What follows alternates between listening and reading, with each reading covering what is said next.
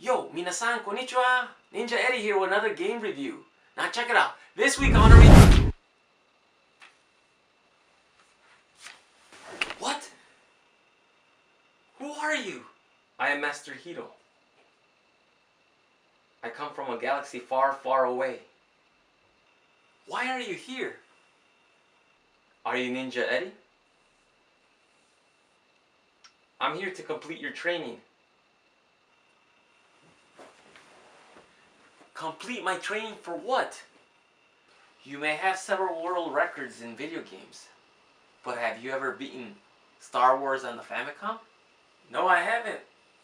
Let's check it out.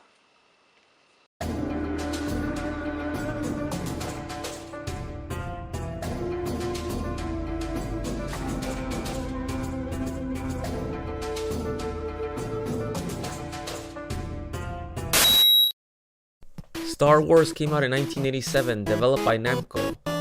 Namco has developed classic games like Pac-Man, Pole Position, Galaga, Dig Dug, Miss Pac-Man, Mappy, and the list goes on and on.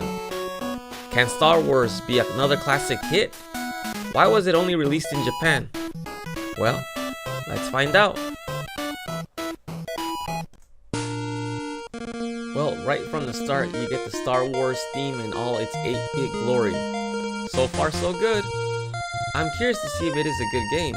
On the title screen you have the options of Novice and Pro. To my knowledge, the difference is the number of enemies that appear. After pressing start, we start our game. We are in Tatooine where Luke Skywalker is on his quest. Controls are very straightforward. B is to use a lightsaber and A is to jump. Why does Luke Skywalker already have a lightsaber? Doesn't he get it after he meets Obi-Wan? Why is his hair black? Luke is a complete wimp. One hit and you are dead. That's right. One hit and Luke dies. In this game you collect these diamonds that you use as currency to allow Luke to use certain powers that you will need to complete the game. You press the start menu and you get a wide selection of special powers you can only use temporarily. You can levitate, gain speed, invincibility, stop time, and kill all the enemies on the screen. To be honest, the most useful powers I found were the levitation and the gain speed. Your first mission is to rescue R2-D2. After going through enemies, you find yourself fighting Darth Vader? Oh. And he turns into a scorpion. Great! After you defeat him, you save R2-D2.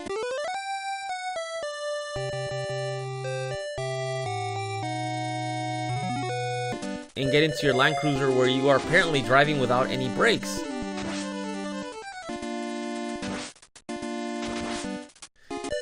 After you reach the bar, you take off on the Millennium Falcon with Han Solo and Chewie. This game is not just a side-scroller.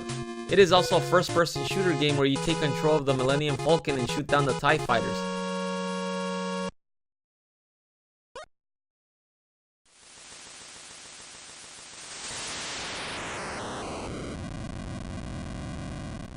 B is to shoot and A activates the shield. You have 3 shields available and you must press A at the moment the TIE fighter shoots at you or else you'll waste it.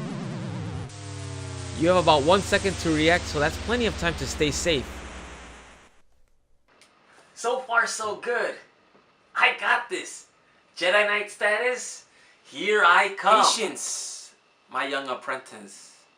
It'll gradually get harder from here. He isn't kidding. From here on out, the level of difficulty goes through the roof. One thing this game has is no mercy. Check this room out. It is full of flying balls. Good luck trying to hit these with your lightsaber.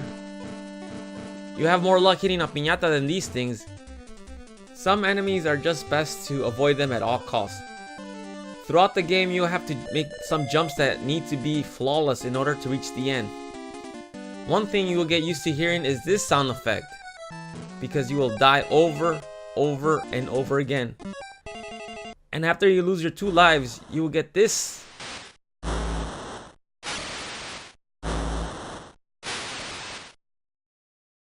This game is so hard. Why does Luke have to be so weak? Luke is not weak in this game. Your skills are. You're right. How do I get better? See that pen over there? Use the force. Move it. Are you crazy? How? Like this. Okay. Let's do this.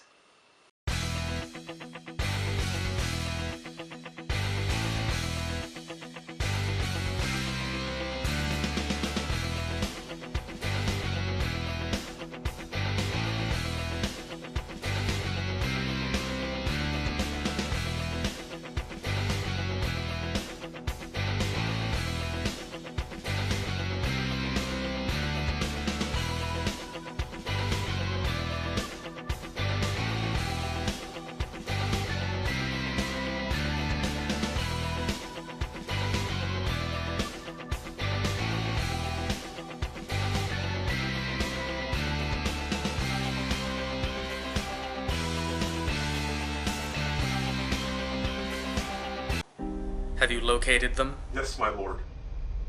They're not too far away from me. Good. Exterminate them at once. He is getting stronger. Yes, my lord.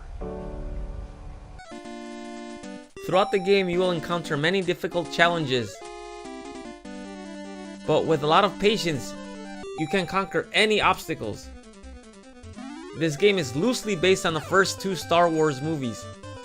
You will always fight Darth Vader until you finally fight him before you head to your final mission.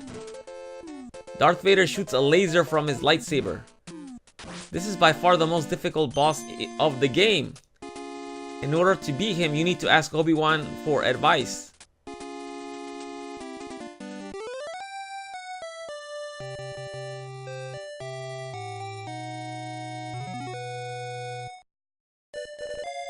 After you defeat him, you head into my favorite level of the whole game. But before we head into the last level, I need to show you this water level.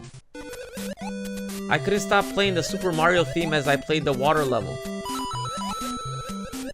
Anyhow, off to the final level when you go destroy the Death Star. This is my favorite level because it reminds me so much of the final level of Life Force. You have a time limit where you have to destroy as much enemies as you can and avoid hitting the walls, other fighters, and cannons. There's a time limit on this game. You have about 1 minute to get to the first checkpoint. You can pick up time power-ups as you fly through this mess. You can go faster, but the probability of you hitting a wall is very high, so it's best to be cautious at times. But after you get to the final step, you shoot your missiles and you get the epic cutscene where the Death Star explodes.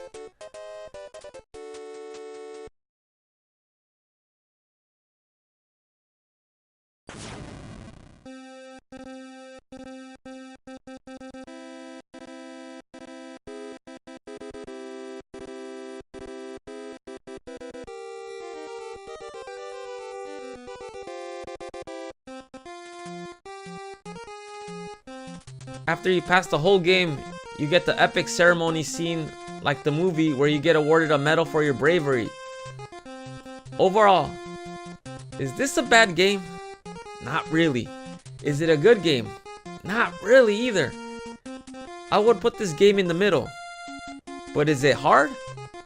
Absolutely. This game doesn't forgive you for your mistakes. You have to be flawless in this game to pass the whole thing. I can see why it wasn't released in the States. Many gamers would be turned off at the fact that you can't get really far in this game unless you play it a lot of times and remember the patterns and learn from your mistakes. If you like challenging games and possibly increase your levels of stress, pick up this game and give it a try.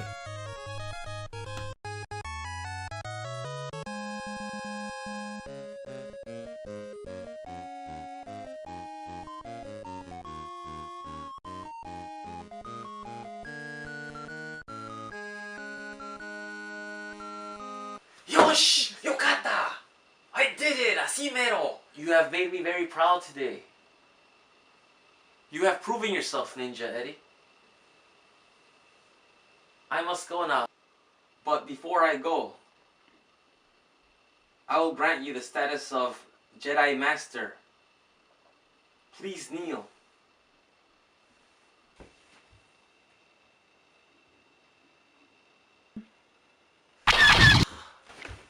Are you Ninja Eddie?